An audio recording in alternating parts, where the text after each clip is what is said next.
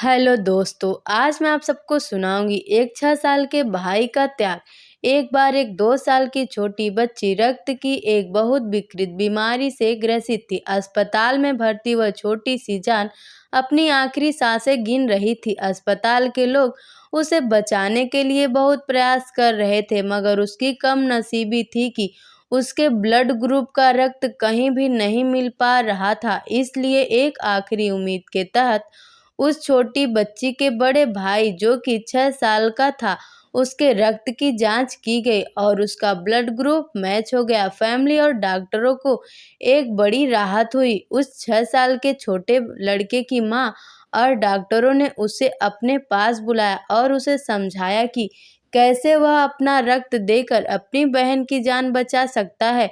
सबकी बात सुनकर वह बच्चा थोड़ा मौन हो गया और थोड़ी देर बाद बोला, मुझे सोचने के लिए थोड़ा समय दीजिए। किसी को भी उस बच्चे से ऐसी प्रतिक्रिया की उम्मीद नहीं थी, मगर डॉक्टर के सलाह से उस लड़के को एक दिन का समय दिया गया। अगले दिन वह बच्चा डॉक्टर और माँ के पास आया और बोला कि मैं बहन को रक्त देने के लिए तैयार हूँ। सभी उस छोटे बच्चे के फैसले से खुश हुए। डॉक्टर और अस्पताल का पूरा स्टाफ जितनी हो सके उतनी तेजी से अपने काम में लग गया।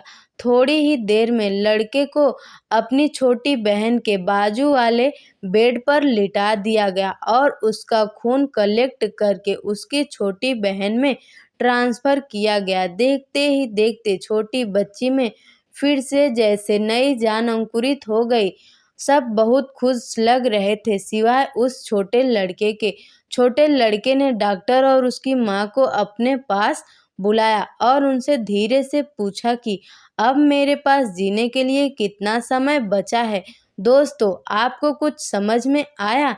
जी हाँ, उस लड़के को ऐसा लग रहा था कि वह अपनी बहन को रक्त देकर वह अपनी जान उसको दे रहा है, इसलिए शायद उसने सोचने के लिए समय मांगा था। बावजूद इसके कि उसे लग रहा था कि वह अपनी बहन को रक्त देकर जल्द ही मर जाएगा, उसने अपनी बहन को बचाने का फैसला लिया। इसे कहते हैं सेल्फलेस लव। दोस्तों, आपने अपने जीवन में कब किसी की मदद की थी? आखिरी बार आप कब वास्तव में निस्वार्थ थे? कब आपने वास्तव में अपने जीवन को जिया था और समस्या का सामना किया था? निस्वार्थ बनो, बहादुर बनो और प्यार करो।